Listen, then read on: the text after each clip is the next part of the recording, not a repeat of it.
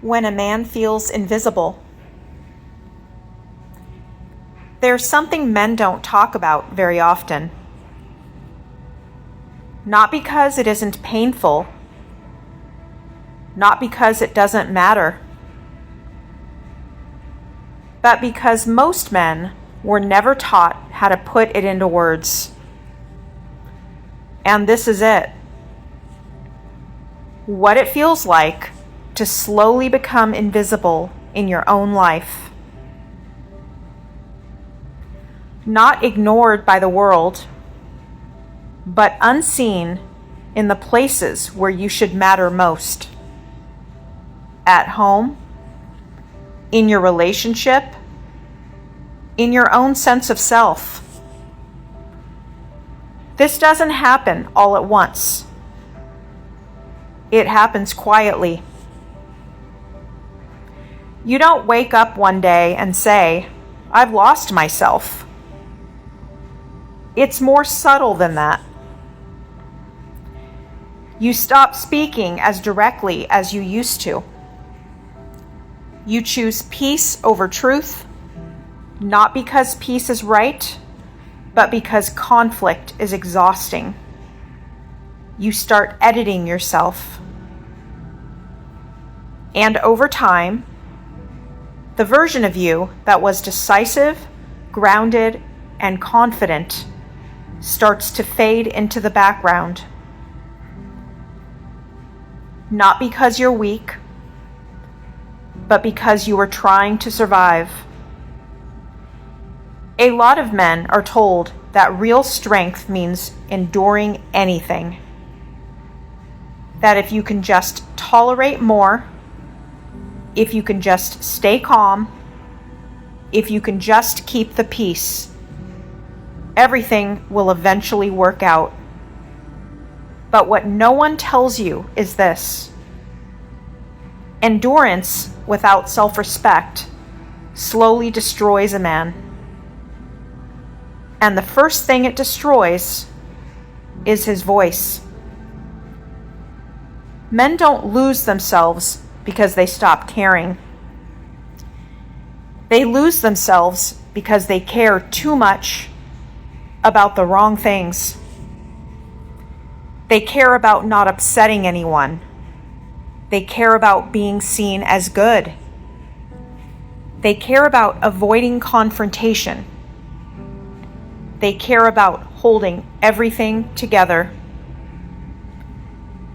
Until one day they realize they're holding everything together except themselves. And here's the hard truth. When a man feels invisible long enough, he doesn't become softer. He becomes numb. He stops asking for what he needs. He stops expecting respect. He stops believing his inner compass matters. And that's when life starts to feel heavy. Not dramatic, not chaotic, just heavy. You go through the motions. You do what's expected. You provide. You show up. But something inside you is missing. And the most dangerous part? From the outside, everything looks fine. This is why so many men feel disconnected without knowing why. Because invisibility doesn't scream. It whispers. It sounds like, maybe I'm asking for too much. Maybe this is just how it is. Maybe I should just be grateful. But listen carefully. A man is not meant to disappear in order to keep peace. Peace that requires self-betrayal is not peace. It's suppression. And suppression always collects interest.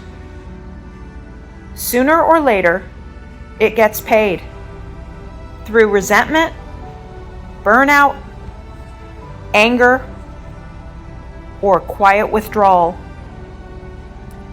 This is why boundaries matter so much. Not as a weapon, not as control, but as self-recognition.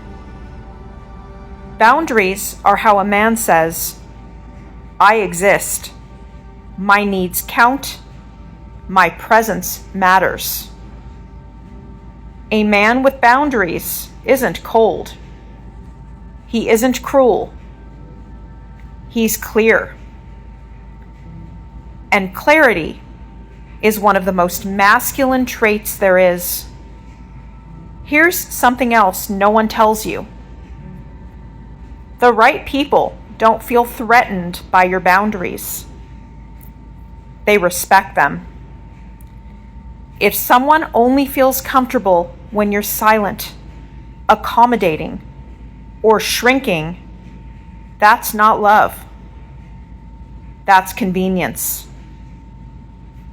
And you were not put on this earth to be convenient. You were built to be solid.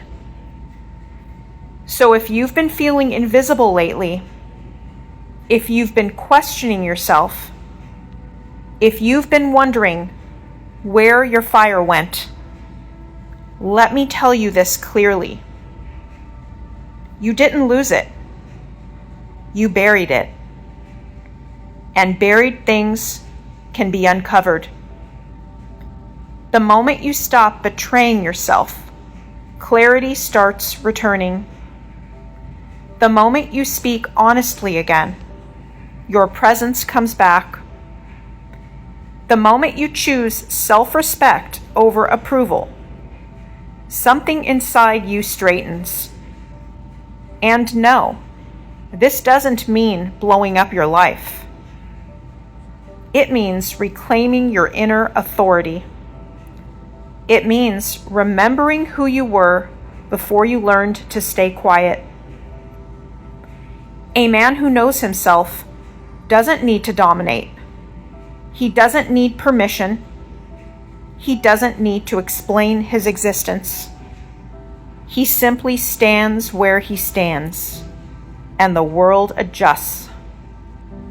If this message resonates with you, you're not broken. You're waking up. And that's not the end of the road. That's the beginning of it.